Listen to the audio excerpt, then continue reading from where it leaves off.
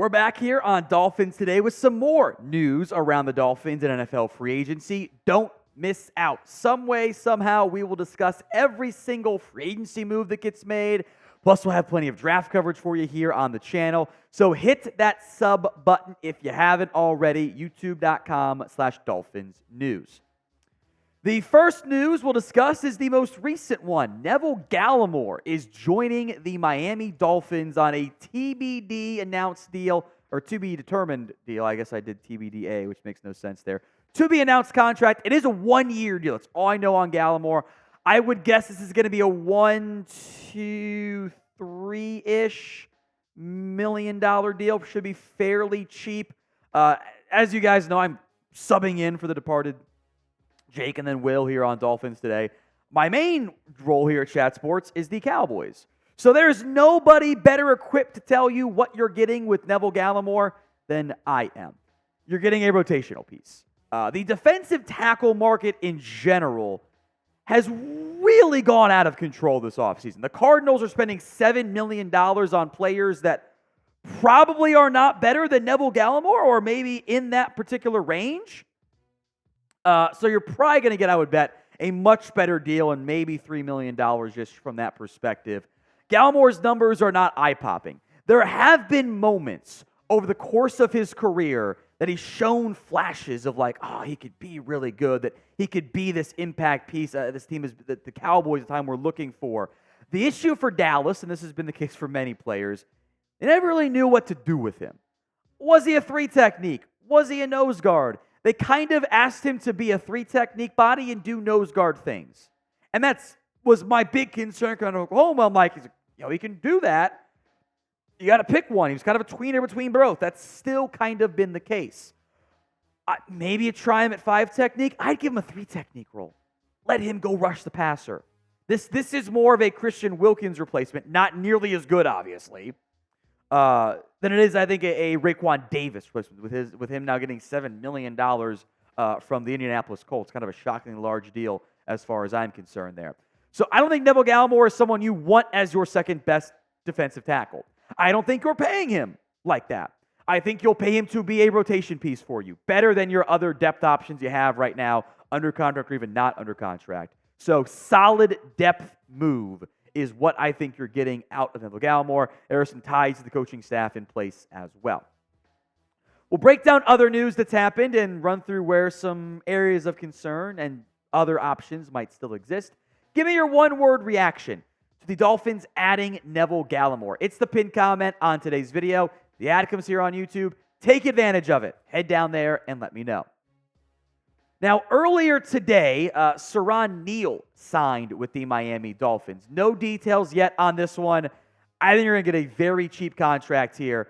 Should be defensive back depth chart too. My bad, Chris, in the script, not safety. We'll go to safety later on. We'll just flip those two. Siran Neal is a piece that is going to be a core special teamer for the Miami Dolphins. This is your Keion Crossen replacement. This is somebody who's not going to play a bunch of snaps on defense. This is someone who's going to be a backup option for you, who's going to be a core special teamer and cost you much less than Keion Crossen was going to. It's another depth option. It's another piece to fill out the back end of your 53-man roster. It's funny, it's another bill, by the way.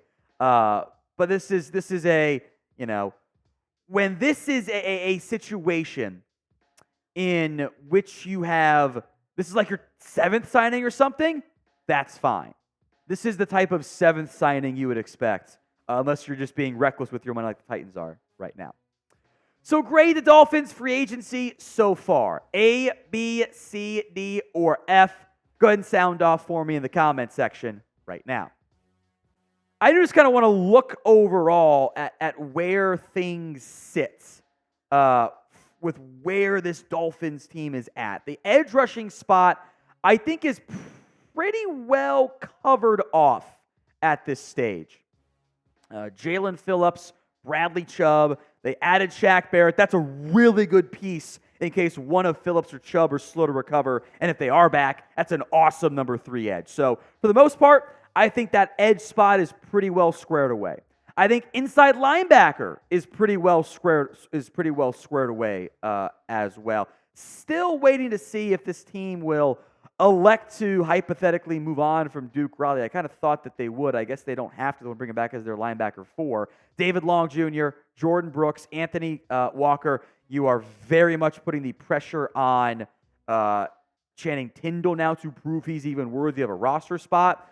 But you've moved on from Jerome Baker, and contract-wise, between Walker and Brooks, year 1 cap hit at least, probably paying something similar.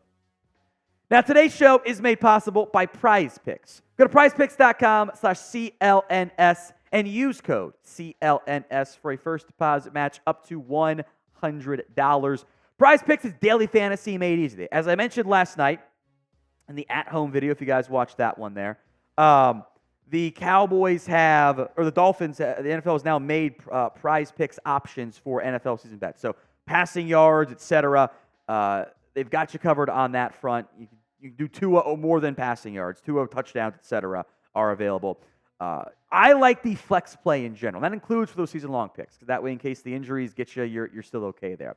That way, you get 2 out of 3 right, 3 out of 4 right, still come out on top. Not that far from, I'm sure, many of you, the Players' Championship going on at TPC Sawgrass on Thursday. I got Scotty Scheffler. I got it at more than 4.5 birdies. It's up to 5 now from that perspective. Matthew Fitzpatrick, less than 4 birdies. Shane Lowry, more than 4 birdies. Patrick's not played very well. Lowry has. And I believe in a JT bounce back this week. Give me more than 4.5 birdies. He's been playing some better golf overall. Go to prizepicks.com/CLNS and use code CLNS for that first deposit match up to $100. Link will be in the comments section and the description of today's show. It's prizepicks.com/CLNS. The Dolphins' offensive line depth chart is the next up here on our list. The big change here, of course, is Aaron Brewer has signed with the Dolphins. I'd assume he's your top center option. There is room for Connor Williams if you wanted to put one of those guys at left guard. We'll see about Isaiah Wynn. I still want some guard help overall. Maybe you give Robert Jones a chance. Who knows on that front there. But you got Teron Armstead back. I'd love to bring back Kendall Lamb, by the way, if you could do it with the tackle market's not moved, period. So O-line is still an area of concern, but they're heading in the correct direction at this stage. Let's go to safety then. That is where things sit. Jordan Poyer is now in this organization. I think you could make Deshaun Elliott your number 3 safety. I would anticipate some multi-safety looks here from Miami, more than just 2, I mean. Poyer made so much sense for this team. Very cheap deal, by the way, expected. Then the other big move they made was they went out and added Jonnu Smith at tight end. And I think you're in decent shape at tight end now. Between Smith and Durham Smythe, you're covered off with your 1-2 there. Let Connor Hill and maybe another draft pick fight for that final spot. Comp pick-wise, you're just sitting pretty good there. Neville Gallimore might not even impact it for you. So you're going to get 2/3 next year. That's going to, in theory, 2/3 next year. That's pretty valuable. Dolphins are probably not done making moves yet, and nor should they be. So name a player who you want to sign before we break down some intriguing Xavien Howard news. Drop that player or player's name in the comments section. This coming from the Miami Herald. Xavien Howard is with a failed physical designation has financial implications for the Dolphins' cap savings. It triggers a $4 million injury guarantee that will be offset after he signs with a new team. So what that means is Howard could screw the Dolphins if he wanted to, as I interpret this. He could sign for $1 million and the Dolphins pay 3 of that extra 4. Now, my guess is Xavien Howard can get more than $4 million on the open market. I think he could get, $6 million. And at that point, the new team's still paying it. The new team is covering the $4 million plus the $2 million. So the offset language there, I think, will balance it out, meaning that Howard can't double dip on that. I did want to make note of it. They shouldn't drastically change the Dolphins' cap space, but if you wanted to be petty, which I think, the extra $2 million is something, or whatever the number ends up being, is something you would happily do if you're Howard to pay him and not to be petty there. since they worked with you previously. But I do want to make note, keep an eye on what Howard ends up signing for.